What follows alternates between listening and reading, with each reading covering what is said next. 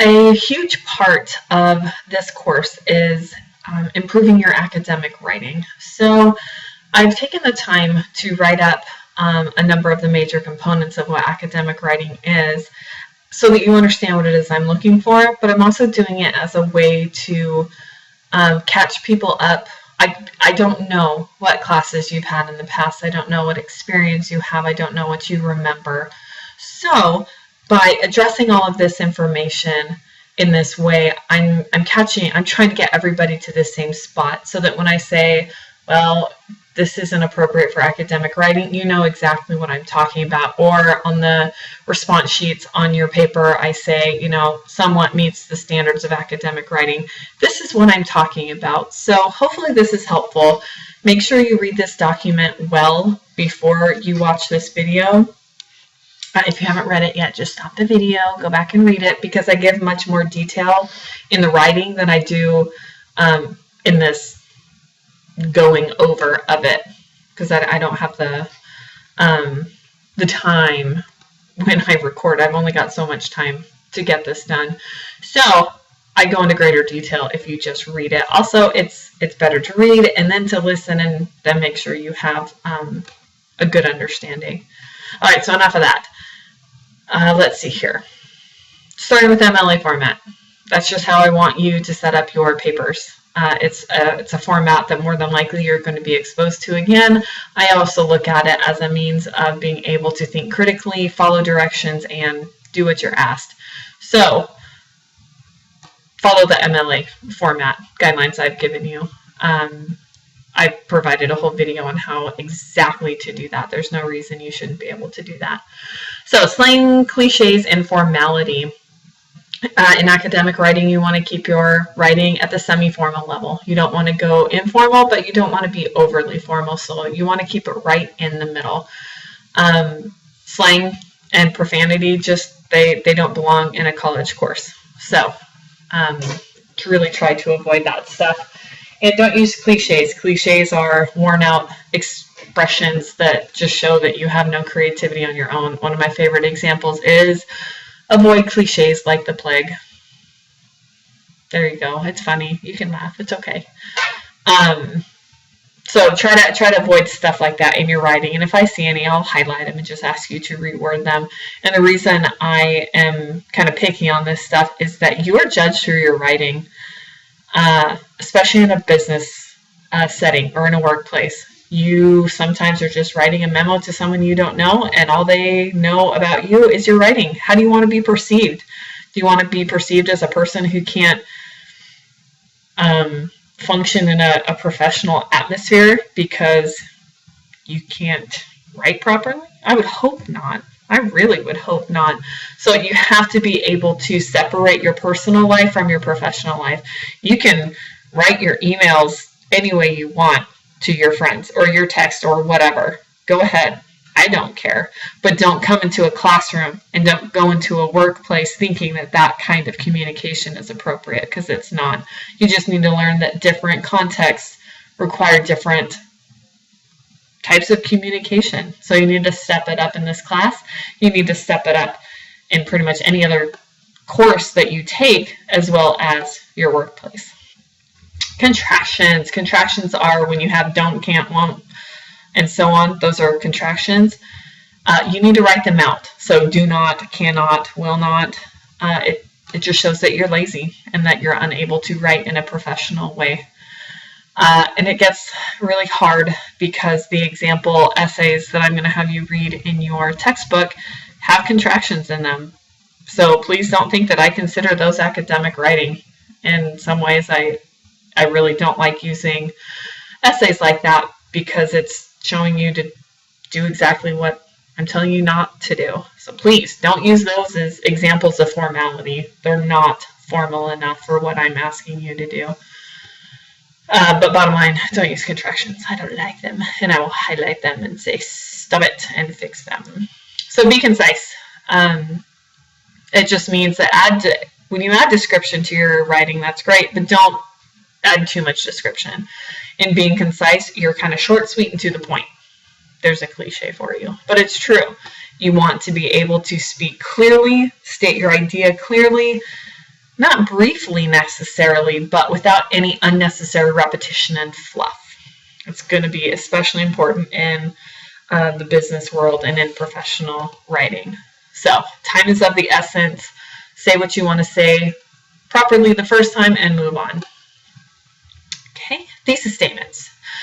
Extremely important. I expect to see one in every single one of your papers, because without a thesis statement, you have no point. You have no focus.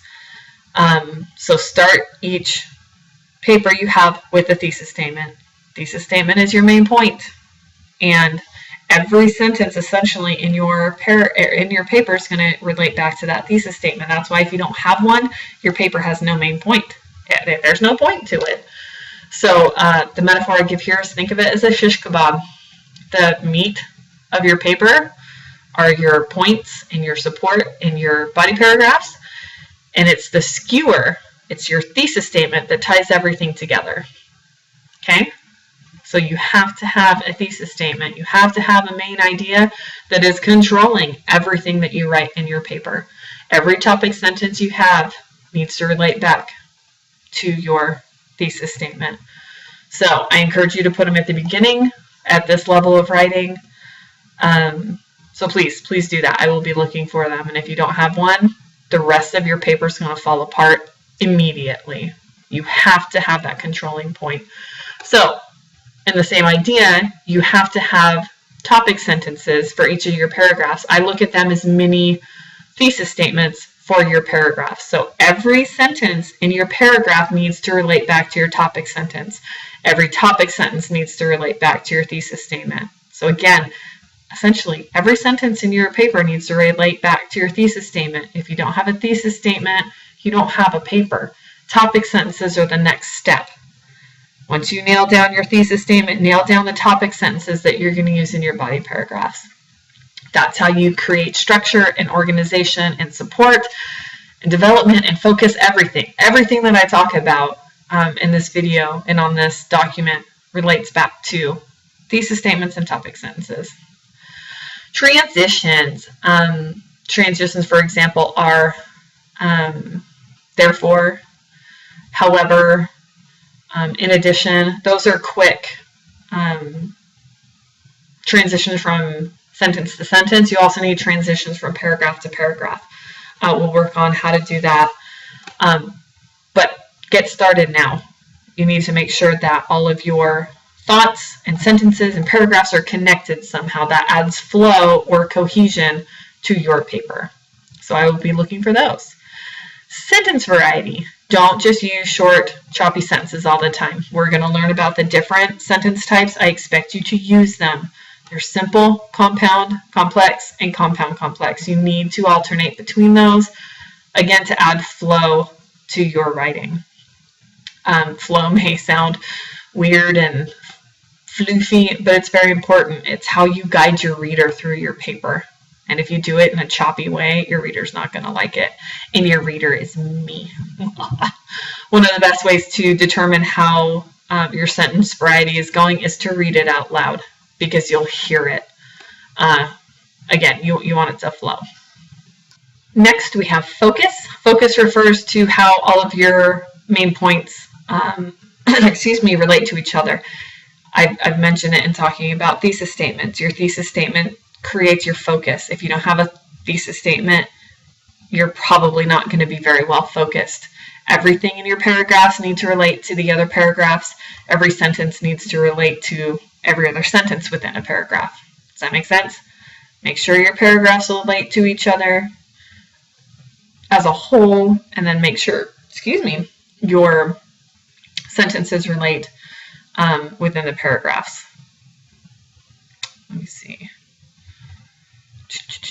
Yeah, I think I've harped on focus enough. Make sure your work is focused. Development and support. That's the meat, the good stuff of your paper. So you'll have a thesis a topic sentence for every paragraph. How you develop and support that topic sentence is your development and support. Go figure. So you can't just make statements without supporting them and showing the examples in some way. That's where the heart of your paper is. So you got to make sure that your development and support is sufficient so that your reader's not confused and sees your whole idea, but it always needs to relate back to your topic sentences and your thesis statement. Okay. Unity and cohesion. Unity is when your sentences relate back to the topic sentence of each paragraph. That's how they're unified. They're all, it's focus essentially. Are your body paragraphs unified together, and then are they unified as a whole? So again, if you can tell, you're working within a paragraph, but you're also working within a paper as a whole. So you got to look at the information within each paragraph, and then you have to look at how your paragraphs are relating to one another. Yeah, I'll get more into organization in a minute. Okay, I think that's good on unity. Cohesion, I've mentioned, is how everything flows together, how your sentences move from one to the next, and how your paragraphs move from one to the next. You want cohesion. It's how you guide your reader. It's how they see your flow of thought. So if you're choppy and you're unfocused, they can't follow you. Literally, they have to follow you through your paper. And if you don't lead them smoothly through it, they're not going to make it, and you're going to lose them, and then what's the point of writing? So the metaphor I give here is to make it a nice, beautifully paved trail as opposed to stepping stones. You don't want stepping stones in your paper, which is just one isolated thought after the next. You want them all connected and smooth. Organization is how you arrange your paragraphs. So how you move from one idea to the next and why you do that. So sometimes you might write a paper chronologically. Sometimes you might want to start old and go recent. I don't know. It depends on the papers that you're writing, so I can't really come up with some good ideas. But maybe you want to start with your weakest point and build to your strongest point. That's a really good way to organize. You just have to think about what your topic is, what your purpose is, and organize accordingly.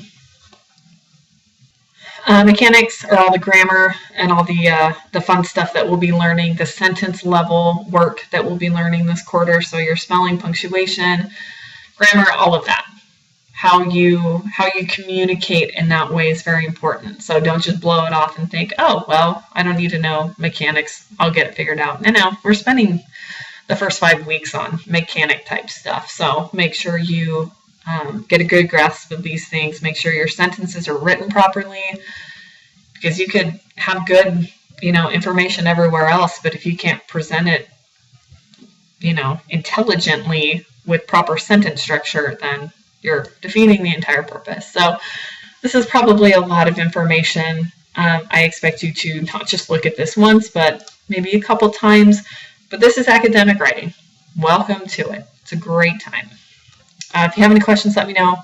Otherwise, this is what I expect to see in your papers, and you'll improve, I promise. You just got to keep working at it.